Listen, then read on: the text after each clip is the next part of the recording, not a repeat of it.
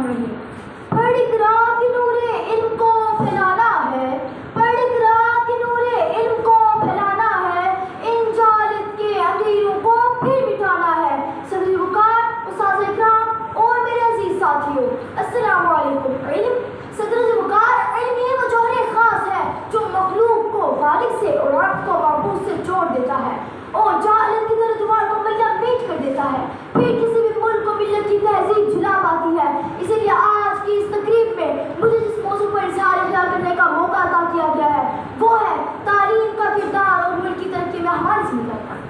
صدر وقار، اگرچہ شمشیر اور سنان کی طاقت مسلح ہے، تلوار کے ذریعے حکمران و فاتحین سلطنتوں اور علاقوں کو دست نظر مسخر کر لیتے ہیں اور دائرۂ سلطنت کو وسیع کر لیتے ہیں، لیکن قلم کی طاقت اور قوت تلوار سے کہیں بڑھ کر ہے۔ جی ہاں سامعین محفل، یہ قلم قلبی روح کو مسخر کر لیتا ہے اور پتھر دل افراد کے دل اور دماغ کے بند ریچے کھول کر انقلابی راہ ہموار کر دیتا ہے۔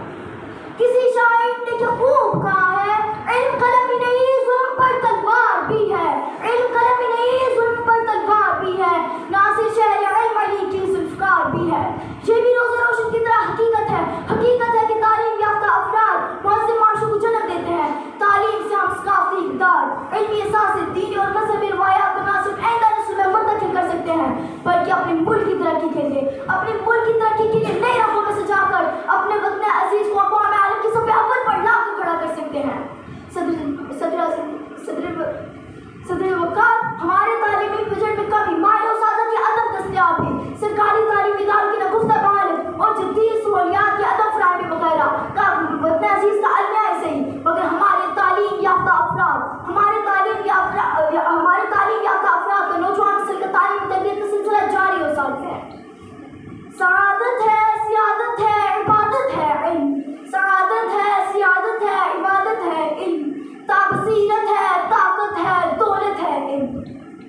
صدر وقار، تاریخ گواہ ہے کہ مسلمانوں نے تعلیم و تربیت میں اونچی کمار پا کر دین اور دنیا کی سربلندی اور سرفرازی میں کے علم گاڑے، اور جب یہی مسلمان اپنی تعلیمی روایات سے گریزہ ہوئے تو اپنے تشخص کھو بیٹھے۔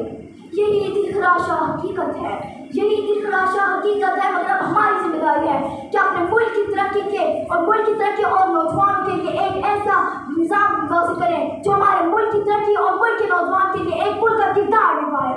تعلیم کے تیزاب میں ڈال اس کی خودی کو، تعلیم کے تیزاب میں ڈال اس کی خودی کو، ہو جائے ملائم تو جدھر چاہے اسے پھر، ہو جائے ملائم تو جدھر چاہے اسے پھر۔ تاثیر میں اکثیر سے بڑھ کر ہے یہ تیزاب، سونے کا ہمالیہ